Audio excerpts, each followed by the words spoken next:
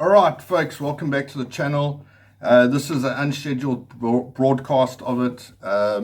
It's due to the situation that's arising in the DRC with the SANDF, the South African National Defence Force, which is currently deployed there in so-called peacekeeping operations in Goma, and are in a fierce fight with M23 rebels who are backed by Rwanda.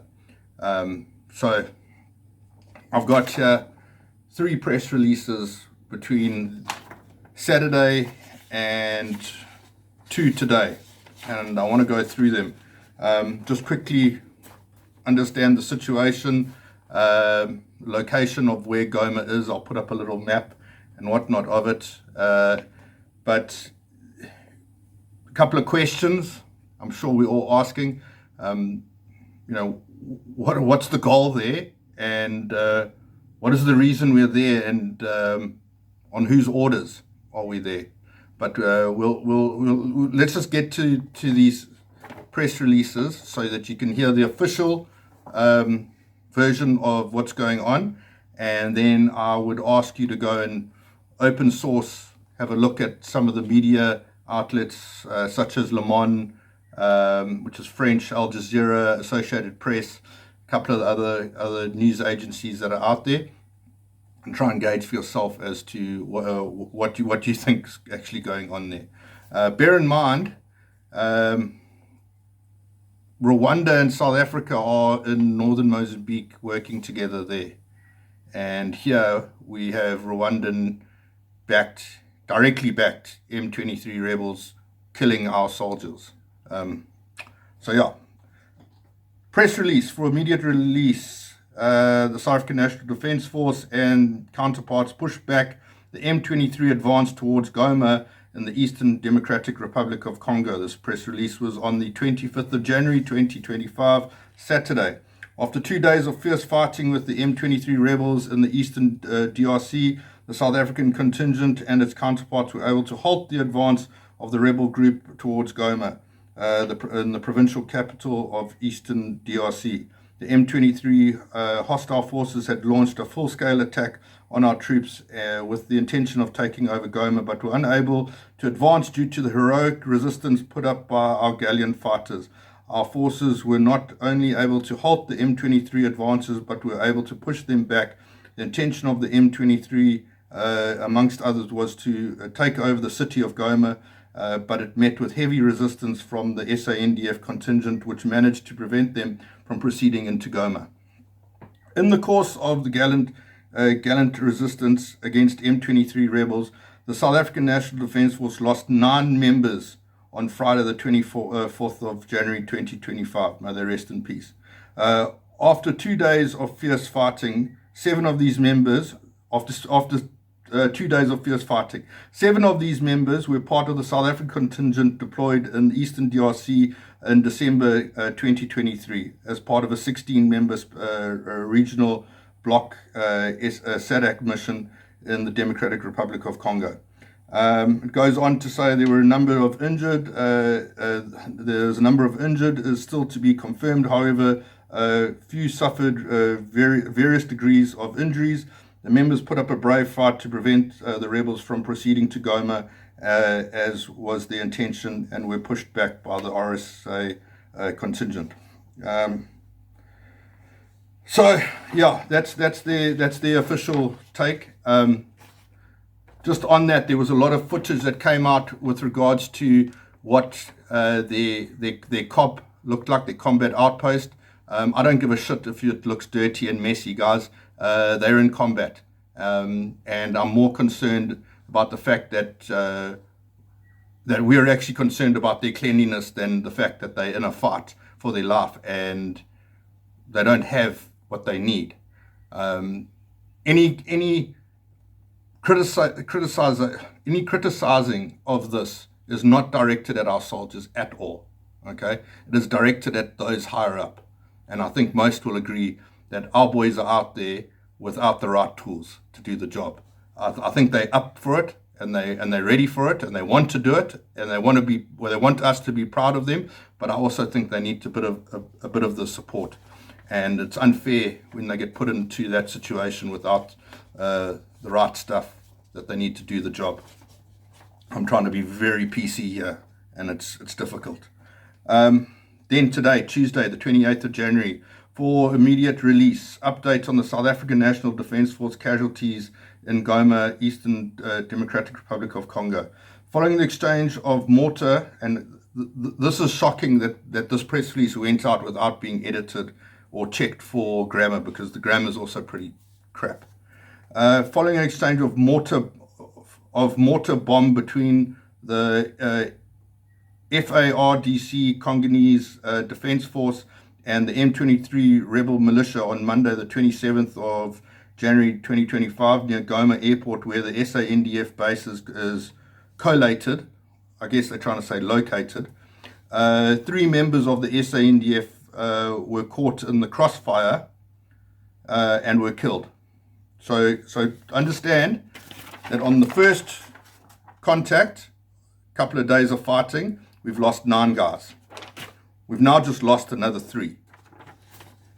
The M23 rebels launched several mortar bomb, again, grammar, in the direction of Goma Airport, which landed in this SANDF base, and this resulted in the SANDF losing 3 members.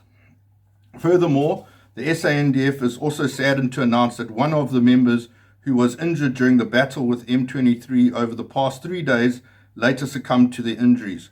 So that's now another KIA. So that brings our total number of killed in action to 13. All right? So that who was injured in the past during the battle with M23 rebels over the past 3 days later succumbed to his injuries. The rest of the injured members continue to receive medical attention at the level 3 hospital in Goma. I'll talk about this again. The SANDF remained fully committed in the peacekeeping responsibilities under the United Nations Stabilization Mission in the Democratic Republic of Congo, otherwise known as MONUSCO. I can't remember what that acronym sounds like. And SADC mission in the Democratic Republic of Congo. Strangely, SADC includes Rwanda, I believe, but yeah, I may be mistaken because we're working together in Mozambique.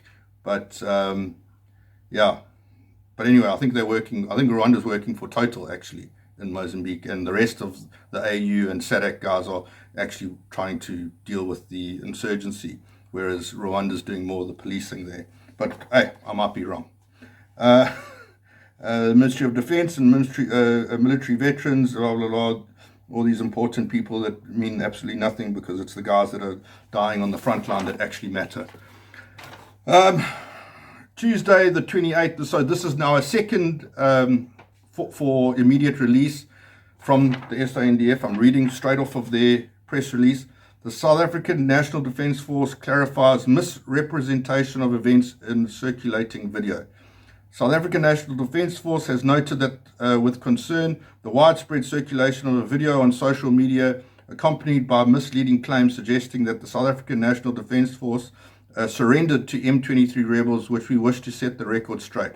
The footage in question depicts a white flag raised, which is an outcome of discussions between the opposing fighting forces to agree to a truce to allow M23 to recover their dead and injured in the vicinity of our base, the SANDF base. This will open up routes for our troops to access medical facilities. This is common practice in any war, because they said so it is, apparently, because nowhere during the global war on terror were the Taliban or Al-Qaeda allowed to go and fetch they're dead, and they sure as hell didn't wave a white flag to allow us to go fetch ours. And they're pretty sure that didn't happen during the war on ISIS, and it definitely didn't happen in Ukraine. In fact, there's footage of people smashing guys, medevacing casualties with drone bombs and stuff. So yeah, but it's common practice in any war. All right. Let the members of the public not be alarmed by the video clip and its meaning. So either there's some really dodgy shit going on, okay, where that is actually happening with a white flag. Because understand, we're in Africa, and Africa's not for sissies, and I'm sure everyone at some stage has seen some sort of brutality that's been committed in Africa. I mean, just as recent as Sudan, between the two opposing forces there, the bodies that were left lying in the street. What, you pull out a white flag and let's go collect our guys, do burials and whatnot, and then we crack on again. No, it doesn't work like that.